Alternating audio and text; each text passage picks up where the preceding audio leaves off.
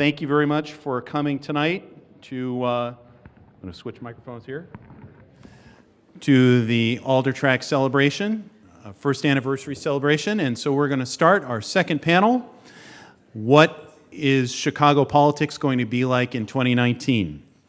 And I'm going to invite each of our panelists up, and then if you can give them a round of applause when we're finished. First, probably one of former Mayor Richard M. Daley's best-known directors of intergovernmental affairs, Victor Reyes also had a role in dozens of political campaigns. In 2005, he co-founded the firm now known as Reyes Curson.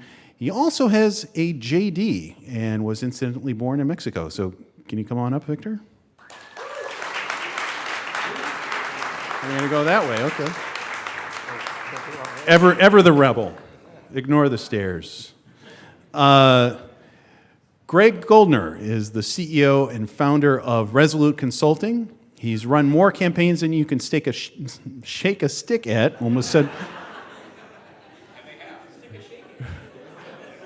Watch it.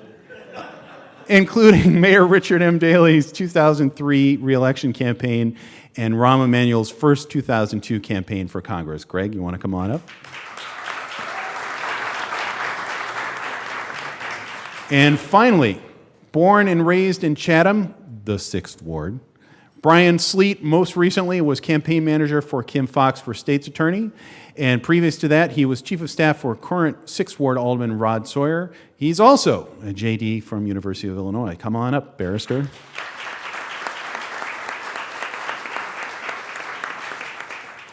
So before we get started, I should have the pictures of all you guys. You look really good. And very Mount Rushmore-ish. The other side of, that's right, the other side of Mount Rushmore. So a couple of things. So first off, I've been told that this is the first time that WGN Radio has ever had a remote podcast recording like this. So this is very cool. Thank you to WGN for doing this.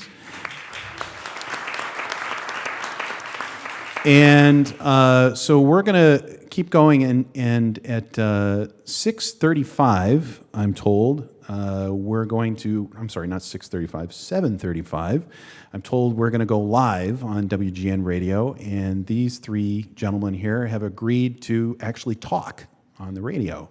So this should be pretty exciting. Yeah, you can applaud for that. That's cool. Yeah, that's cool. Applause is good. More. Thank you. All right, so let's start off. Gentlemen, I'm going to just throw a bone out here, and also when you're speaking, please try to speak closely to the microphone so we get your voice. What new political factors should we expect to be dealing with in 2019? What new political factors are going to be out there in 2019?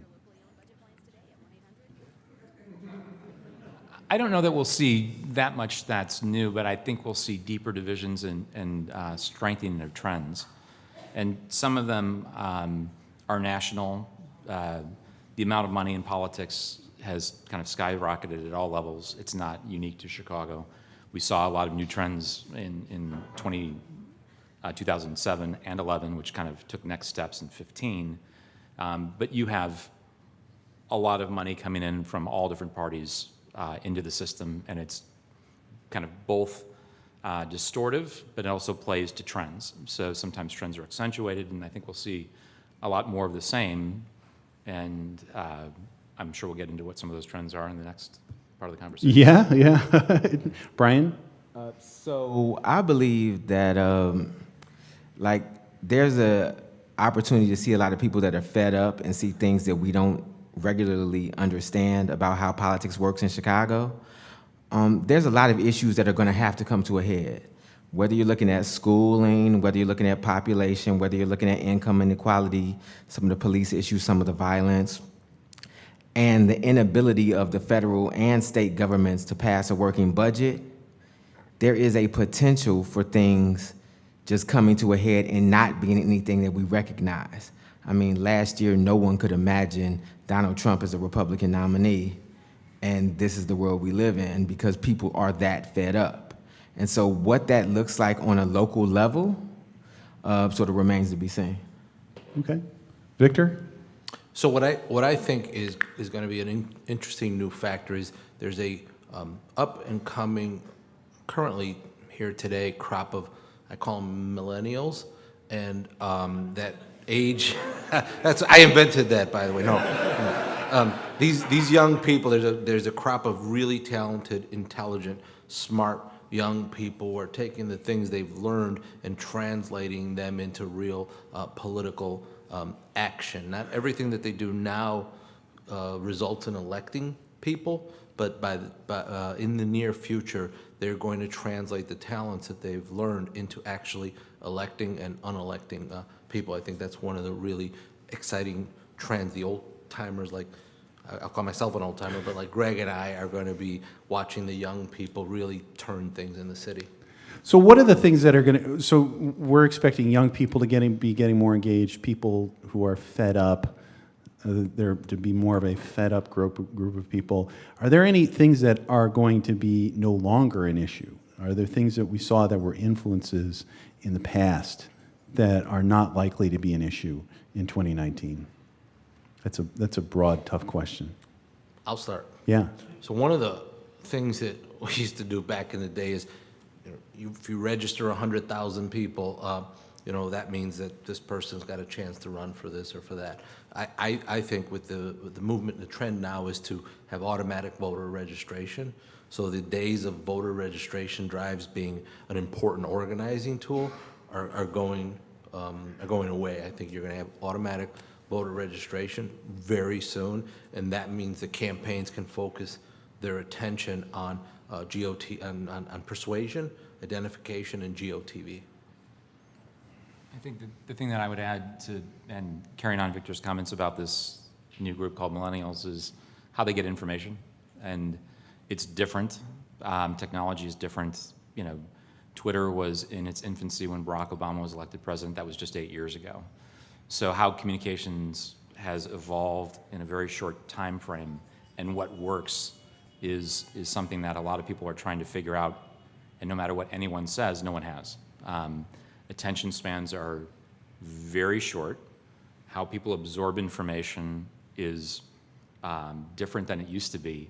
And everyone that is in this room paying attention to this now, talking about 3 years from now, is not normal, right? So average voters are not, this group. We pay attention to it, we process it, we care about it. Most people do not.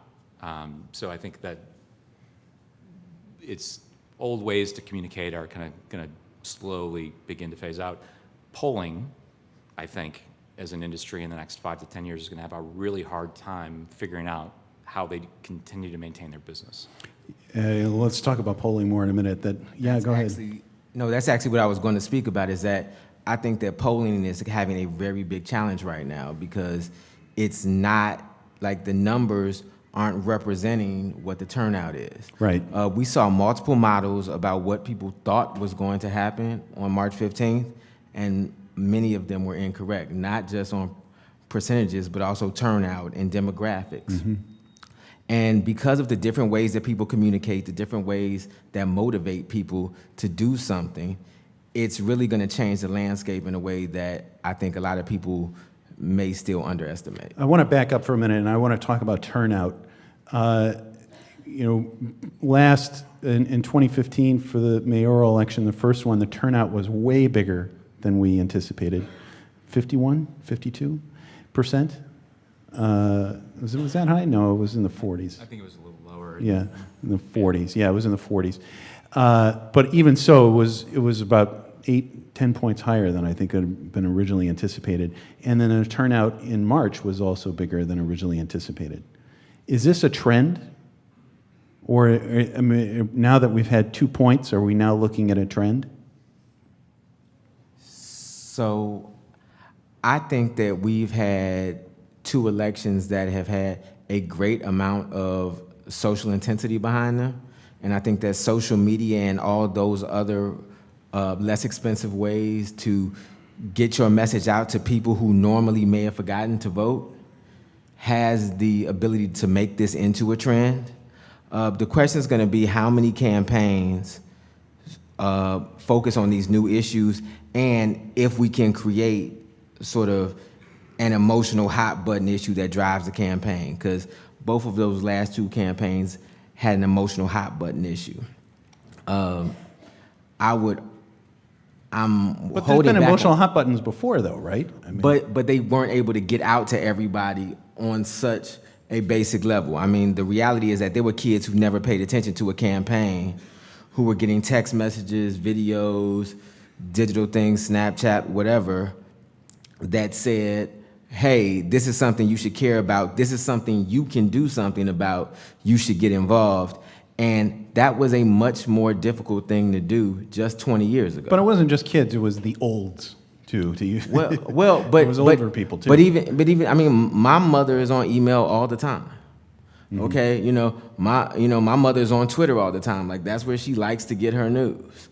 And so there are a lot of things that sort of trend up where, and my mother was like a regular voter, but it happened in a lot of other communities where, when there are so many other ways for you to get a message out, and even if the information's not the best, since there are so many other ways to get the message out, I think it touches more people and can motivate more people around election date than simply traditional field. Like, I still believe in a lot of traditional field, like, God bless yard signs.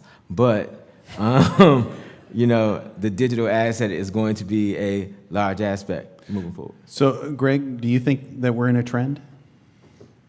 I don't know that we're in a trend, but I think if you look at the last two elections that you referred to, I mean, those are either a nonpartisan vote or a primary vote. Within that primary vote, just speaking to this last, election cycle between Hillary Clinton and Bernie Sanders, you have two very different kind of Democrats and a stark choice. I mean, Bernie Sanders wasn't even a Democrat until he ran for president. He's a socialist. He wasn't part of the Democratic Party. So you're bringing a lot of other folks into the party, into the primary, and it was this pretty stark choice that you have amongst candidates. And it's hard to tell what the Michigan bump meant for his supporters. Because really, when you look at the election cycle, just a little bit before the Illinois primary was the Michigan primary, all the polls had predicted that Hillary was going to win by a comfortable margin, including the night before. Double-digit lead, speaking to your comment about polls, double-digit lead in Michigan the night before, and she ends up losing, which gave him about $40 million in the bank within about a week span, made him competitive in Illinois, energized his supporters. And again, if you're voting within the Democratic primary, you've got two very different candidates that provides a lot of energy. And I think there's, without a doubt, the potential to see that moving forward in Chicago. Victor? So if you count a third election cycle as a trend, yes, because I think you're going to see historic turnout in the November election. And I think that's driven by these two very well-loved candidates that are going to be on the ballot. That's a positive way of looking at it. That's good. By their parties. That's good of you. But I also think the more you remove obstacles to voting, early vote by mail, all the different voter registration, making it automatic voter registration. If you eliminate obstacles for particularly people of color to vote, you will increase voter participation. But I think you're going to see some historic voting in this next election cycle in November. And it doesn't directly play out here, but it has implications as we have a political discourse. You have California, which is going to pretty much, you live there, you're registered to vote, you're ready to go. And then you have other states saying, unless you have a photo ID, you can't, so you've got the country going on divergent paths in terms of access, and that division plays out. It will continue to provide a forward-leaning, what I would think is a forward-leaning direction in policy versus people who are trying to pull back, and that has implications in our cycle, even if it's within an 80% plus Democratic performance area. All right, now let's go to some more specific questions from the audience. And I'm actually very curious about this too. Do you foresee a shift in power between the mayor's office and city council? Is city council actually grabbing some power, or is this something that is just fodder for the fedora wearing people like myself, although I've never worn a fedora? I think you see the beginning of it. I don't think you'll see the complete fruition of it till the next election cycle. So the unions and other interest groups have made progress in helping elect aldermen that they were critical and part of getting them or recruited and electing them. But all that does is create some factions, right? So right now you still have factions. You still don't have a central organized city council. There's no Ed Verdoliak. Yes. Okay. Greg, Brian, you want to answer that? Yeah, I'm going to say that we have the potential as more aldermen are understanding that this is a numbers game in terms of 26 votes to do a lot of things, but there are going to have to be some structural shifts in how the city is set up to really make certain things be able to happen, because aldermanic offices don't really have the budgets to legislate the way that they need to, when the expectation from their residents is that they're the ward's janitors. And so if we decide we want a stronger city council, that's actually going to have to be a structural investment that the city of Chicago makes. Well, but I mean, you could argue that there are state legislators that in other states, like Kansas, you've got a part-time state legislator, and they still manage to come up with stuff. And how well the state legislature is working. Well, there are people, the voters of Kansas seem to like it because they keep reelecting them, but, it does work. In order to support Brian's point, if you look at LA, they have a smaller number of council members, and each one of those council members has significantly more power than any individual or group of aldermen here in Chicago. So the size of the city council affects their ability to take control of any major issues. Go ahead. There's kind of one point on this, and then a historical reference, which Victor probably can speak to better than I can, but most votes aren't ideological or setting social policy. Most votes are operational, right? Most issues that municipal government deals with aren't setting policy. And then there are merits and backs and forths over should Chicago create its own policy and ignore what's happening around its borders, where should things happen. And you clearly see trends towards a lot more independence on the latter, but you probably won't see too much more on the former. Frankly, the aldermen really like to get their aldermanic menu money.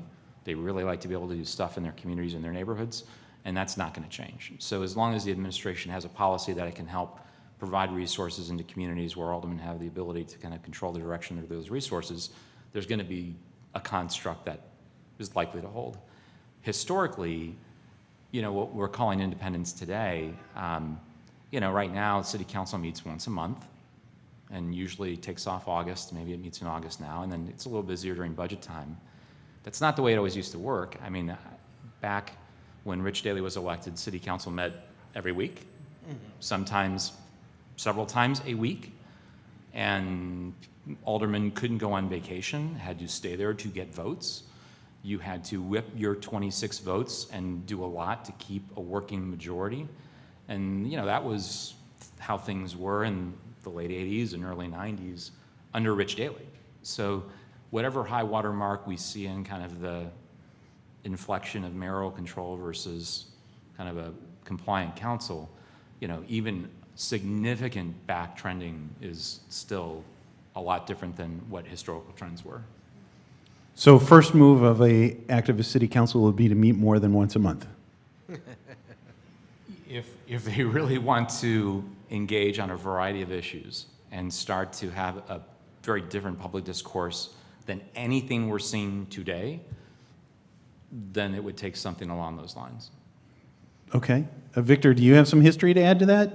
No, I think Greg is right. It took a lot of work to get. I used to call aldermen out of their health clubs from their home just to get a quorum, right? Because back then, David Orr or somebody else would call for a quorum. You couldn't do any business without having the alderman constantly paying attention, because you had a 28 vote. And that's worth noting. I mean, there's a lot of committees that meet without a quorum. and Yeah, right pass now, things without a because quorum. nobody's doing a quorum call, but Right. when everything's contested, you've got to have your simple majority there, or you've got to have a majority of 20, at that time, I would say either between 26 and 27. If you look at the roll calls, back then when Rich Daley was first in office and he only received 6% of the African-American vote,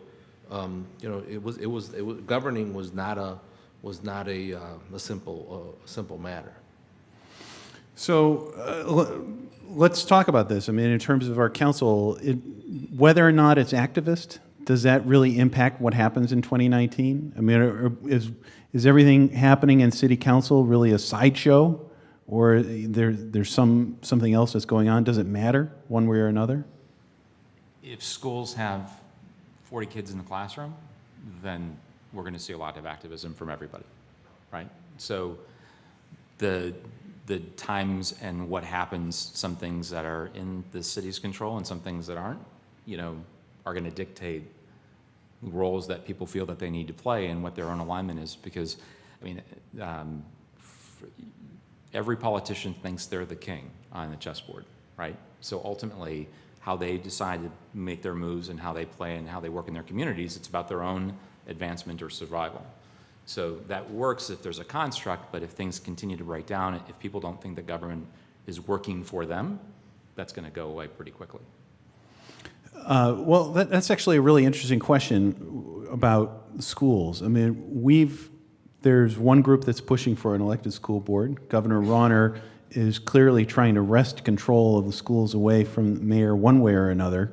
Are the schools going to be under the mayor's control in 2019? Is there going to be something else that's going to be doing it? Yeah, go ahead. Anybody? Brian? Okay. Well, I think there's a lot of momentum behind the idea that something has to change.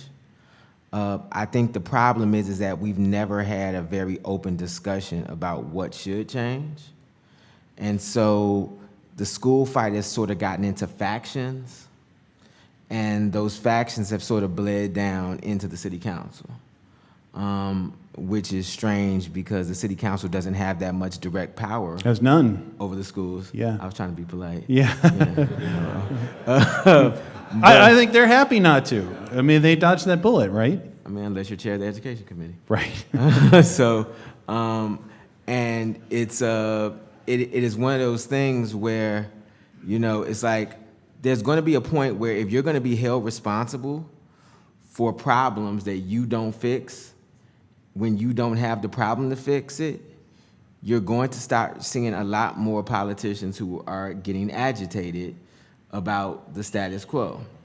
Because, I mean, working in an alderman's office, I know we would get a lot of outrage about things that we had no say about.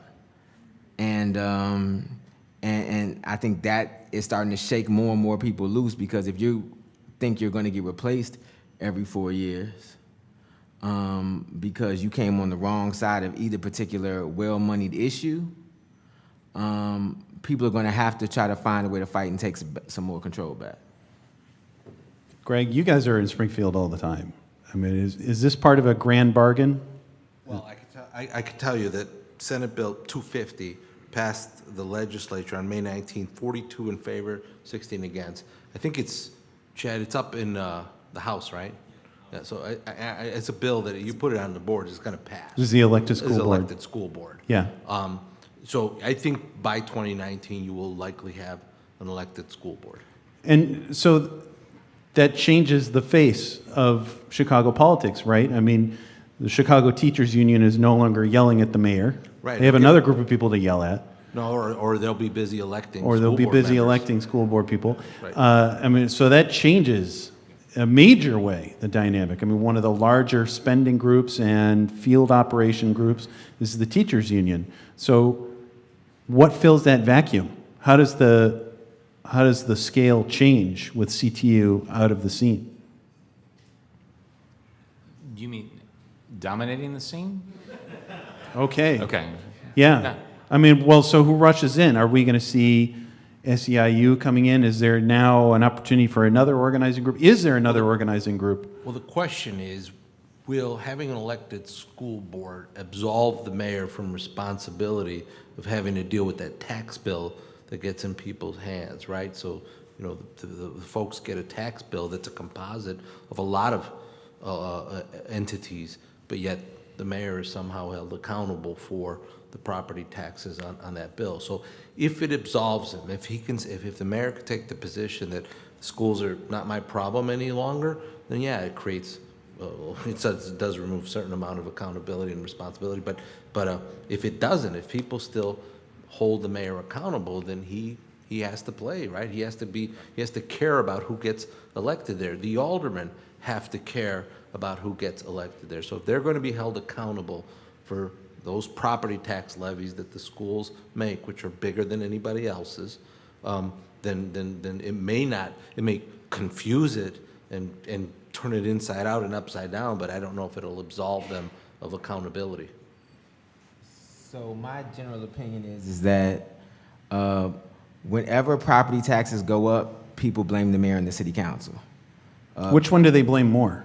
The mayor, then the city council. And it's one of those situations, I mean, it's you know, some of the best advice that I got about budget votes is that if it's gonna pass anyway and you're gonna get blamed for the tax increase, you might as well get something for it. Because, you know, people don't know that you did not vote for it when it comes to election time. They just know that their bill is higher. And that will be the same case with an elected school board. That'll be the same case with all of these other things. The challenge that people are going to have is that as elections become more and more expensive, if we don't find a way to balance some sort of public financing and get some of the other outside money out of it, do all elections become proxy fights between moneyed interests? Or, you know, because I tend to think that the people lose when that happens. So it almost sounds like you guys are saying it doesn't matter anyway.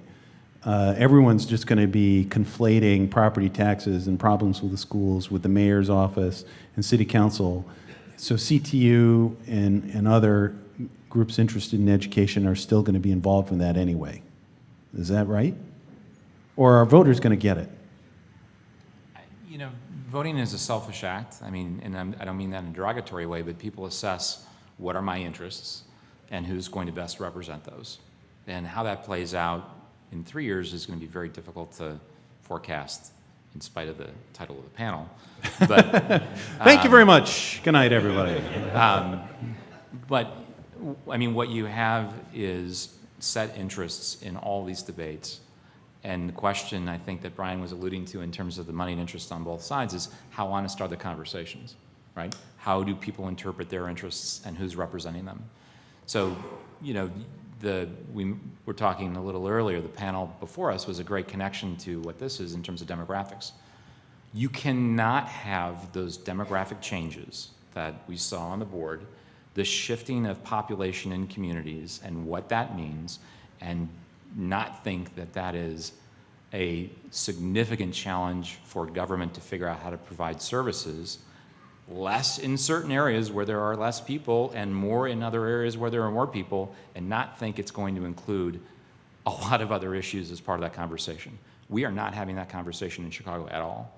You cannot lose 30,000 African Americans in a certain number of wards and say, how do we maintain this infrastructure and not change anything, yet move dollars over here where population's increasing, and not think we're going to have massive social and political issues along with that.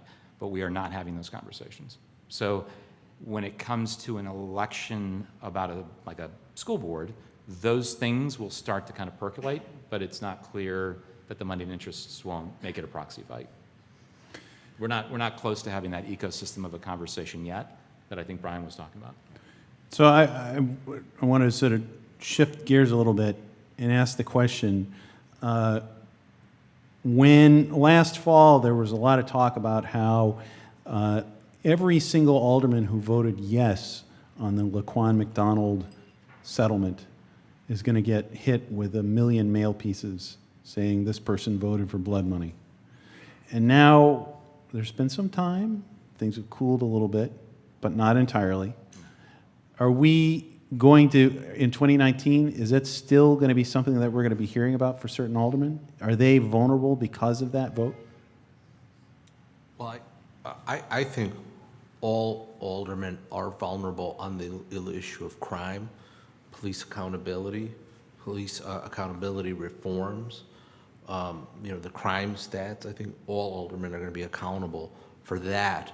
The Laquan issue will be, an issue of criminal justice reform that they'll have to contend with, but it's in parallel with just crime and overall.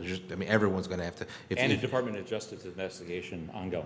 Right. The issue is not going, either issue, criminal justice reform and the increase in crime is not going away.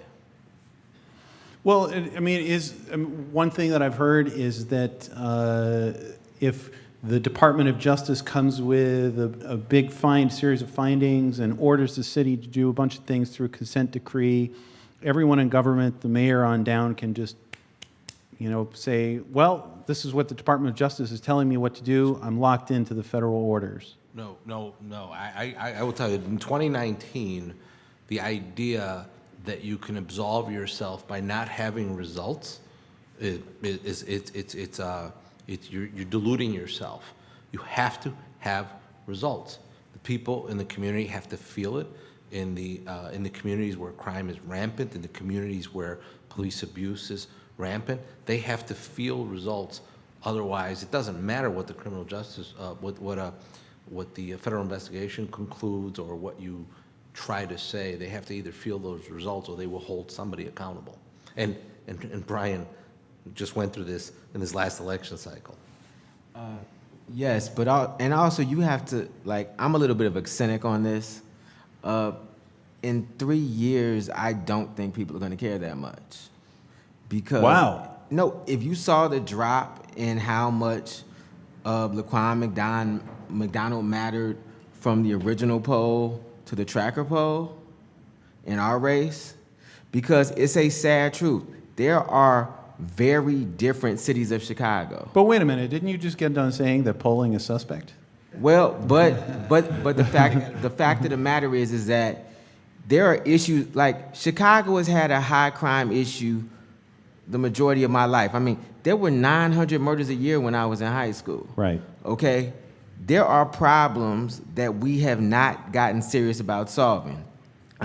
There are reports that are everywhere that show you that a lot of the crime is not all over the city. It's not even just in certain neighborhoods. It's down to census tracts, okay? And so you have kids that grow up that see 20 to 25 people shot in their lifetime between 5 and 15. And we don't have a discussion about trauma. We don't have a discussion about those issues. And so until we start talking about how do we actually fix the underlying issues and how do we fix the problem that you can literally have 47% of black men between the ages of 22 to 26 be out of school and unemployed, while we have one of the most amazing cities in the world happening a few blocks to the north. If that doesn't become a political conversation, we won't solve the issue, and so there'll just be, reflex actions. And in politics, I'm always scared of reflex actions because we tend to elect people who have no idea what they're doing. They mean well, but they won't pick up the trash. Greg? Just to kind of carry on that point, because I do think the McDonald issue is going to play out in a variety of ways and have impact beyond our borders. How it plays out here, it's not quite clear to me over that period of time. But in terms of trying to rank order issues, let's suspend reality for a minute and say something's going to get done in Springfield.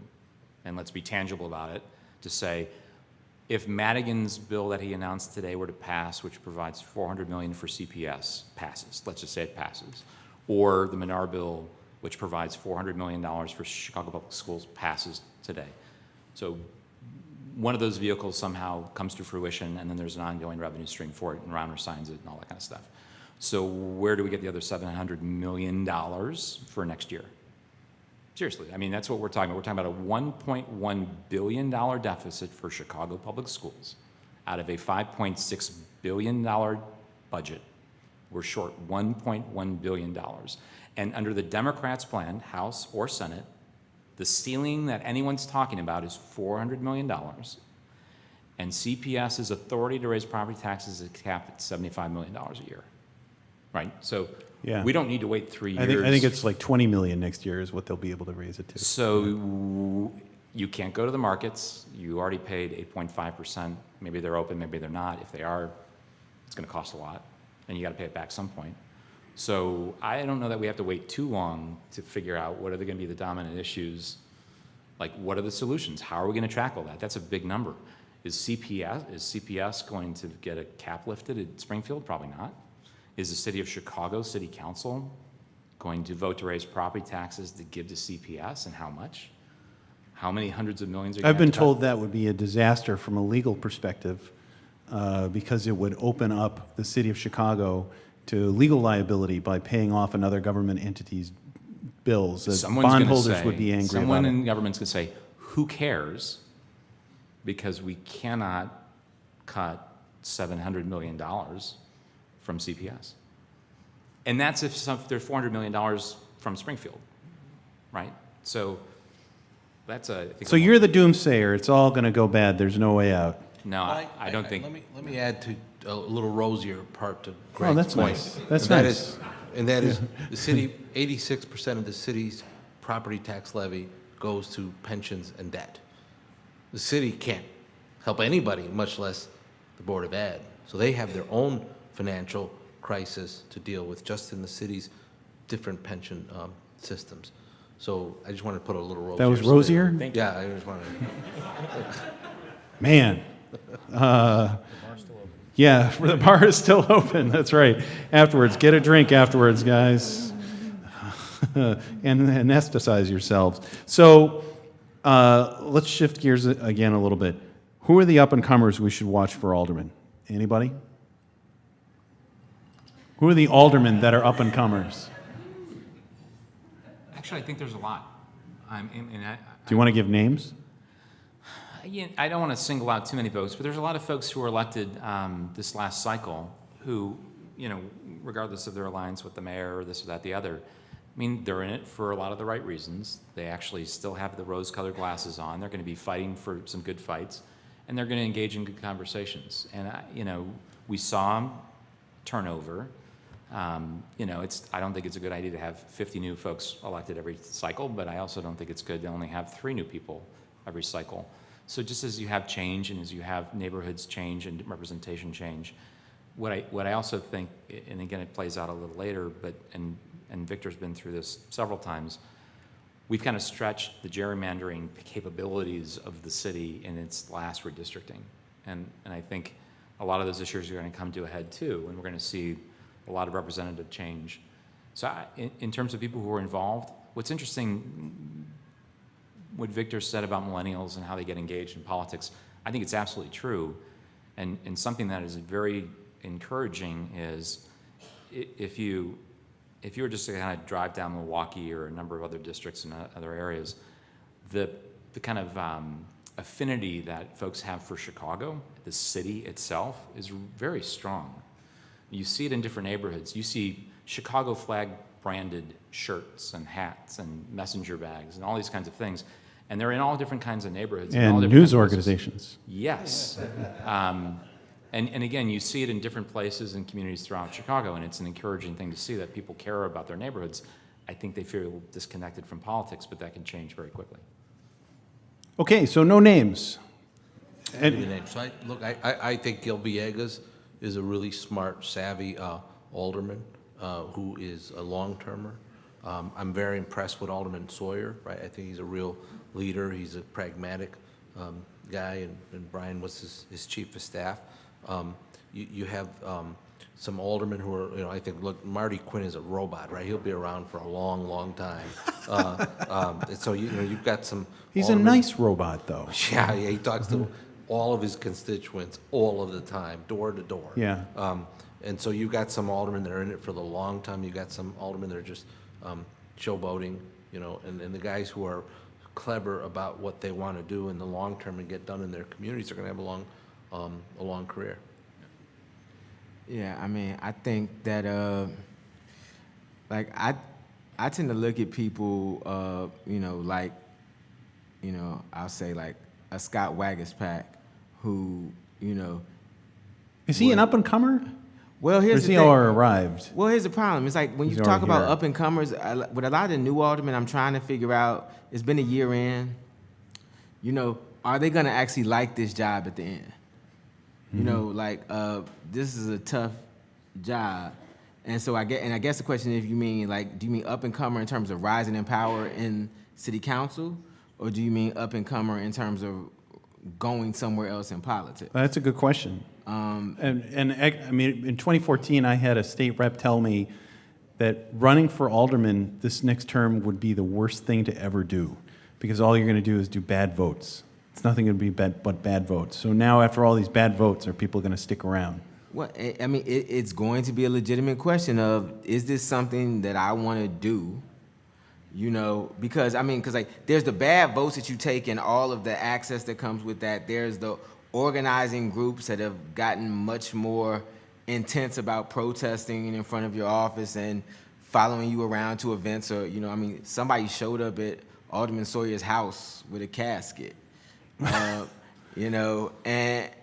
so you have that sort of issues, and that's not counting the trash cans and the trees and the street lights and the sidewalks, what all the everyday calls to the alderman's office always were. And so it's not for everybody. And I just think that that's a fair thing to say. And so it's like, people mean well, but it's a rough job. You don't get time off, and it's hard on people. When does Rahm Emanuel have to make a decision about running for a third term? When is the cutoff point? I'm not going to ask any of you to say whether or not he's going to run, because no way. That's a hard question to answer. But when does he have to make the decision? I would kind of almost rephrase it as in, when does he have to kind of look at what needs to get done and what is his political viability as he does that? Because, there's not an easy path, and there aren't resources. So how do things get better in terms of your political aspirations when you just have a significant challenge? When you look at, I'm going to get part of it right, but I'm going to get the second part, I think, a little off. But he got 50% of his margin against Chuy Garcia in the runoff in 4 wards out of 50. He got 70% in 7 or 8 wards.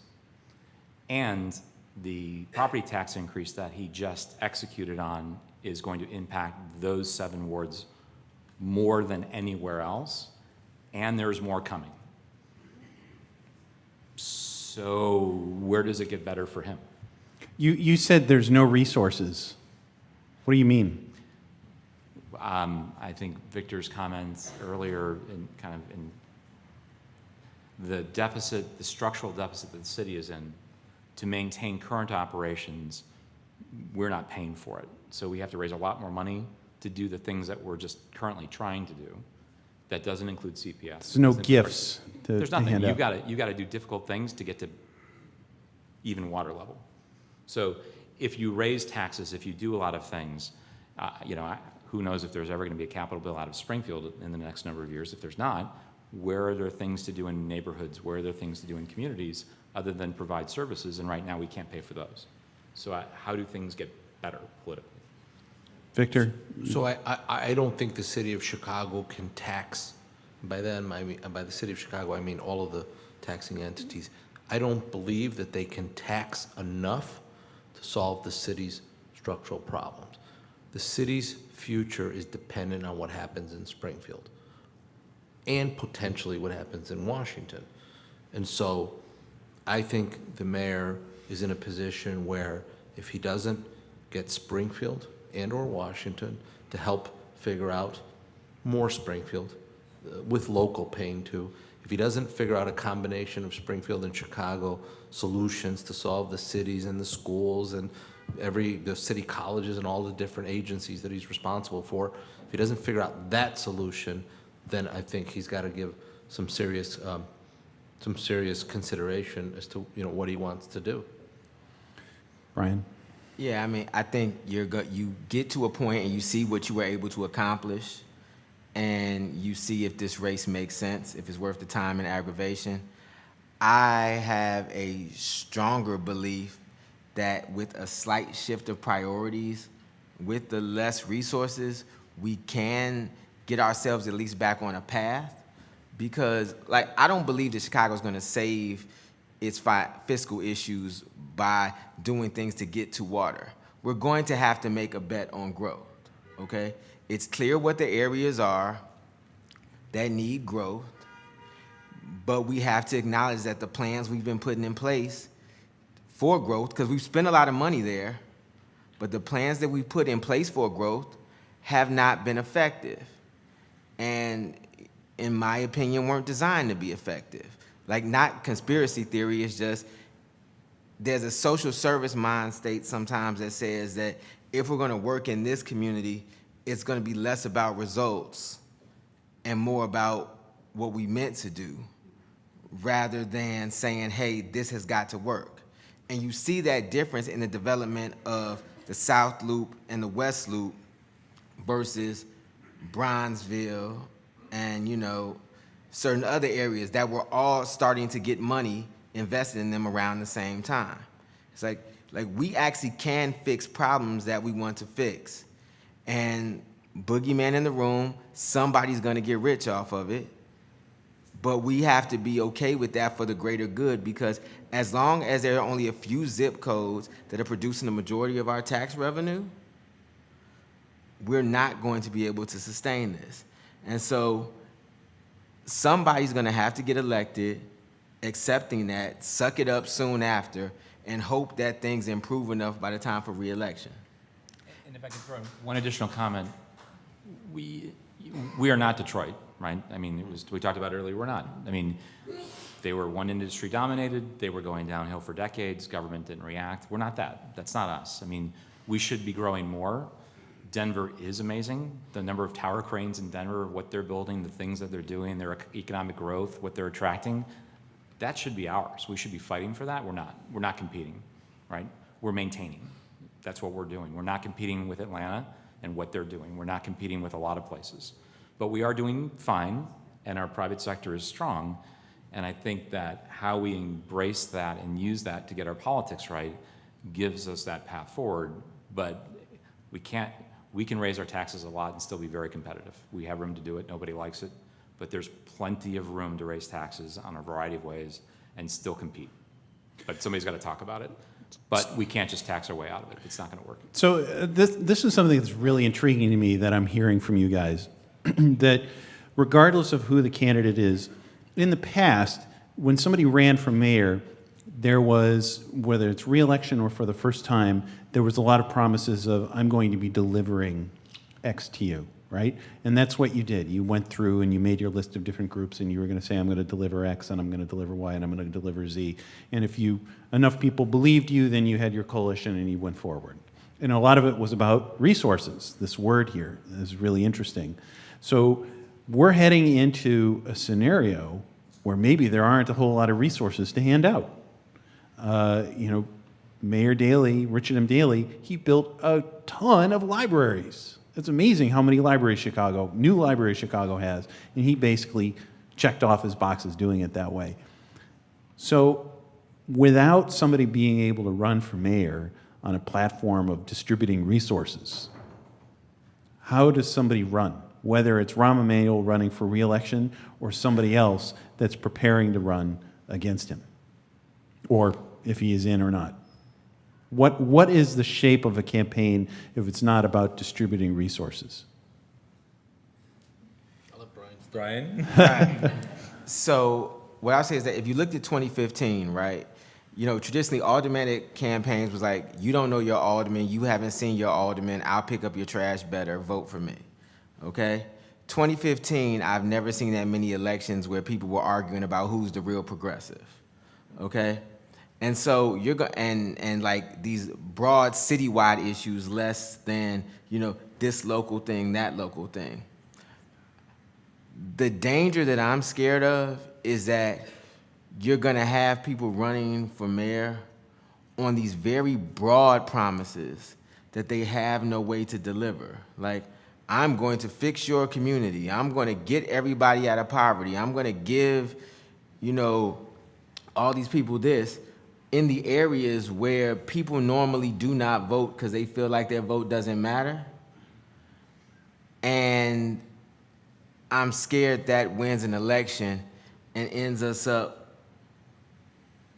on the way to a bigger mess because somebody's not looking at the numbers, okay? I mean, like the math is hard. Like, I have a lot of friends who don't believe it. The math is hard. I don't believe that there's not a solution, but what I'm scared of is that as less and less tangible things happen, you open yourself up for somebody to step in and say, I'm gonna fix everything. I mean, once again, like I say, Trump, he stepped in and said, I'm gonna fix all of your problems. Going to build a wall. Gonna build a wall, I'm gonna start a trade war, I'm gonna, make your life good again, I'm gonna keep the coal mines open. Or Bernie Sanders saying, Yeah. everyone can go to college for free. Right, no, Right. He's gonna raise taxes $16 trillion, but nobody notices it because it sounds good. And so it's like on both sides of that.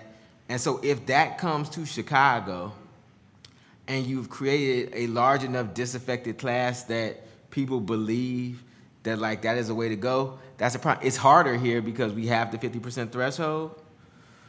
But I think that also goes into your previous question to the mayor's political calculation in terms of what is the feeling out here and is there somebody coming up that would be able to win? So, well, anybody else? I mean, Yeah, I will tell you, look, separate from the police and criminal justice issue, if you look at just what the mayor's been doing, he really has been doing what he can to implement fiscal responsibility. Body count is down, and he really is doing, and his poll numbers reflect that, right? He's doing things that people are not really thrilled about, increasing property well, taxes. to a certain extent, it's a Sisyphean task, right? There's no amount of things that you can really do in order to So affect the change. he's either going to reach a crescendo over the next 3 years where people say, what, we're starting to turn the corner, we're starting to see, all of this fiscal responsibility starting to have some benefits, or he's going to lay the table for somebody to come in and say, thank you very much, I'll take it from here. But he really is trying to be fiscally responsible, and he's upsetting a lot of interest groups through that process. And to give a national analogy to that, that's kind of what Bill Clinton did as president in the 90s, where he instituted a lot of reforms, had an actual surplus, and with President George W. Bush, there was one of the largest percentage of increases in domestic spending since Lyndon Johnson, right? So any politician who comes in would love to have Rahm straighten the books. Somebody comes in and make a lot of promises, and then you kind of recreate the problem again. So it's possible that Mayor Emanuel fixes everything. We haven't really noticed, or it puts us on the path to it all being fixed. He did all the hard things, and somebody swoops in and takes over. But still, there's still the question of what kind of campaign can somebody run if it's not resources based? Is it just a Trumpian Sanders promise Orama, or is there something else that somebody can do? Somebody's clearly going to run a "I'm not Rahm" campaign.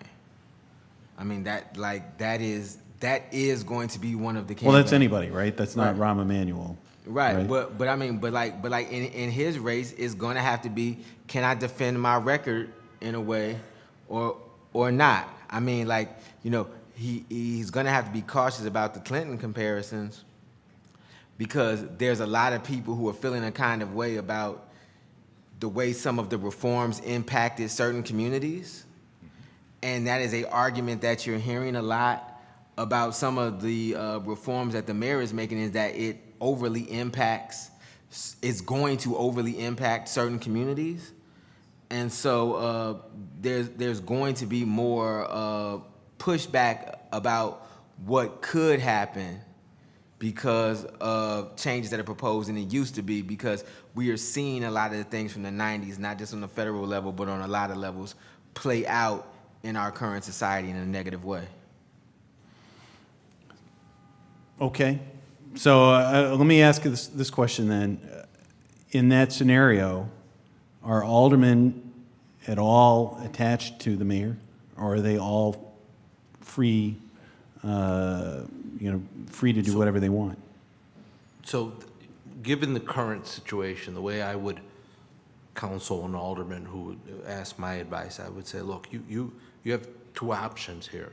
One, in my mind, you have two options. You have an option to put your political future in the mayor's fortunes, or you can chart your own course, right? So a lot of aldermen are going to be going through this conversation in their own mind, and so they have to make a decision. And so there's risk on either side, right? If the mayor, and I've known him longer than Greg, if he pulls a rabbit out and they go in a different course, well, they're going to be the odd man left out. If they line up with him all the way through, well, then they're not controlling their own political future. Greg? Historical kind of trends are that until they're not, right? So typically, most elections for aldermen are ultimately determined by, do they represent their district well, and it's a referendum on them. You will see other issues kind of blend in on occasion in other interest groups, sometimes try to impose a different type of choice.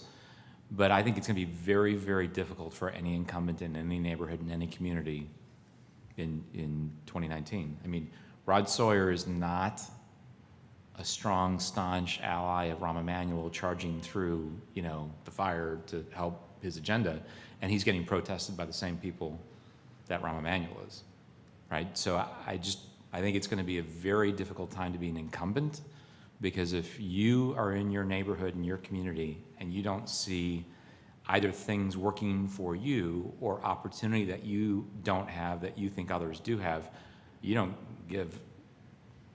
care about what construct you're trying to develop for anything. It's just going to be really easy to be someone on the outside. I think he's correct. I think at the end of the day, most people who vote in wards look out their window, they go to work every day, come home, don't call their alderman's office, and if they think things are going okay, they're fine. If they think things are going in the wrong direction, the alderman has problems. There are some wards that are more active, some wards that are less active, but generally, that is what it is. It's like, we got a lot of calls in the 6th Ward, but we got a lot of calls from the same people. It's just, it's like you know everybody's name who calls because they call all the time. Right. But if you actually look at voting rolls, that's not what's coming out. And so I think when we actually start looking at what's going to happen for aldermen for re-election, it's not in the advantage of many of them to be, openly antagonistic of the mayor if it comes at the expense of them doing their jobs. So it's almost 7:38, which I think we might go live on WGN. Do you know, Adam? I haven't heard anything from them, but I don't know. Let me ask this other question, which is, I think it's 28 months that aldermen have to serve in order to avoid a special election. So after 28 months after they start, then the mayor gets to choose who their replacement is rather than be a special election. Should we be expecting a wave of people come July, August 2017 that are going to be retiring? Yeah, I think I don't know if there are a number of aldermen that were talking about retiring before the last election cycle. So it's possible if they want to be involved in picking their successor that they'll start pulling the plug. Yeah, I think I would be surprised if we don't see 2, 3, 4 retirements at least. before, which would allow the mayor to appoint. There are folks who aren't necessarily looking forward to serving out their term, I think, at this point. 2 through 4, not more?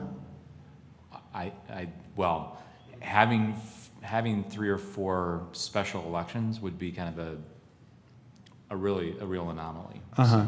Oh, before, you think 2 through 4 before the 28-month mark?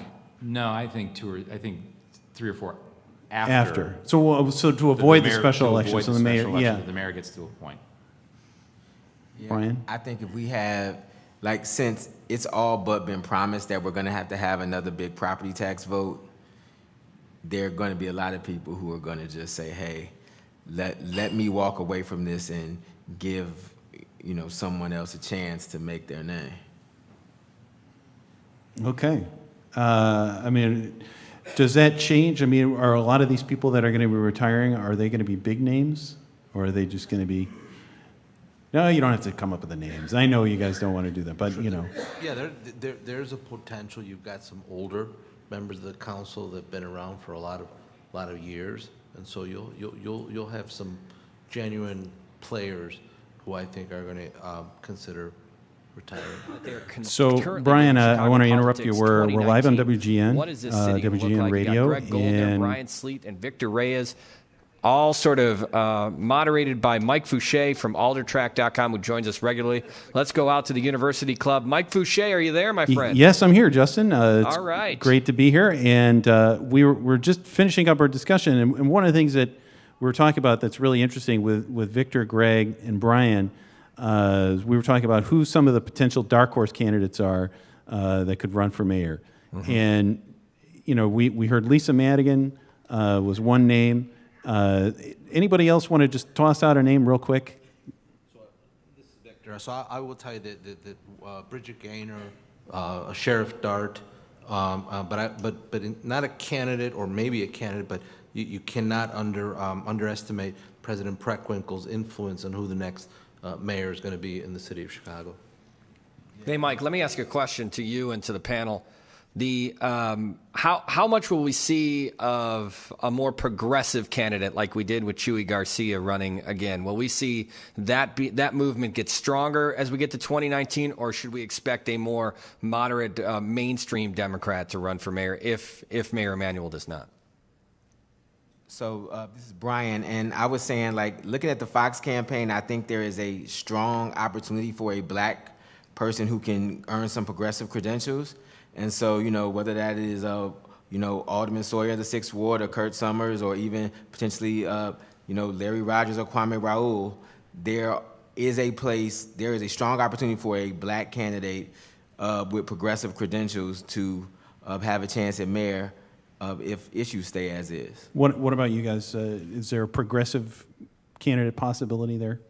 Well, I mean, certainly, you're going to see not 1 or 2, but you're going to see many candidates run. If Rahm Emanuel is not running for re-election, you're going to see a wide open race, and we're likely not to have the 50% threshold met in the first round, which means not who's progressive necessarily or not, but who are the top 2 candidates that get to a runoff.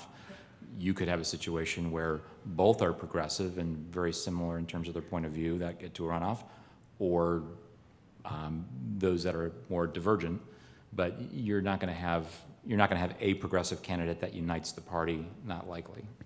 Let me ask a question, if I can, Mike. Just I'm fascinated by the idea, and we've been hearing it over and over, that if Hillary Clinton does win the White House, that Rahm Emanuel could find a spot in the White House, almost like a parachute to get out of his situation in Chicago. Is that just sort of water cooler talk, or is that something that realistically could happen? Let's have 2 guys that actually know him. Greg ran his 2002 campaign for Congress. Greg, what do you think about that? Rahm served as President Obama's White House Chief of Staff, which is a pretty powerful, important position for President Obama. Whether or not federal service is attractive to him or not at this point of his career, I wouldn't say that would be a driving ambition. Being White House Chief of Staff is pretty any good better. spot. And at the same time, I think if you were to go through a confirmation process, it would be tough. I mean, there are a lot of issues that were raised that would kind of haunt him. When you see Washington, they're happy to go into all kinds of issues. So I just think that he'd have to take a step back and decide what he really wants. But, you know, he's achieved a lot in Washington, being in leadership after a few years in the House and then being in the White House. So I'm not sure that that's a driving force for him.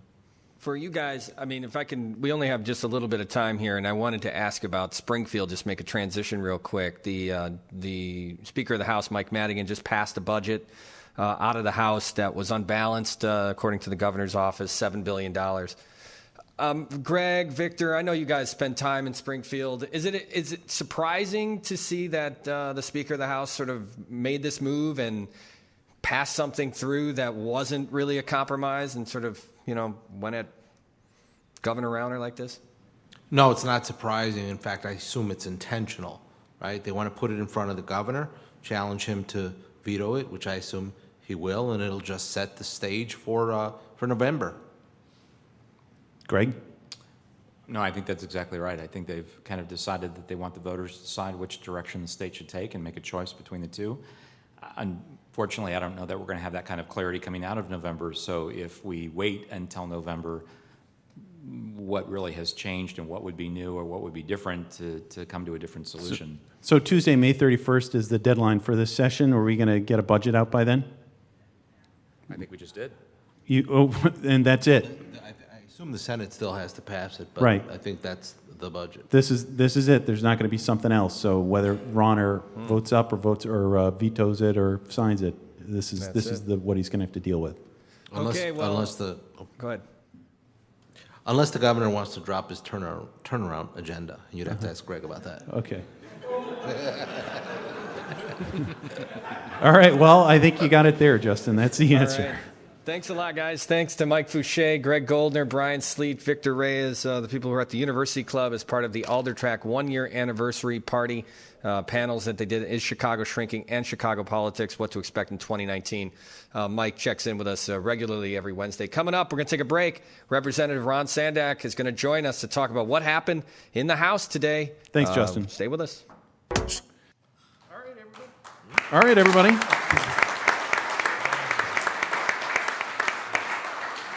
That was interesting.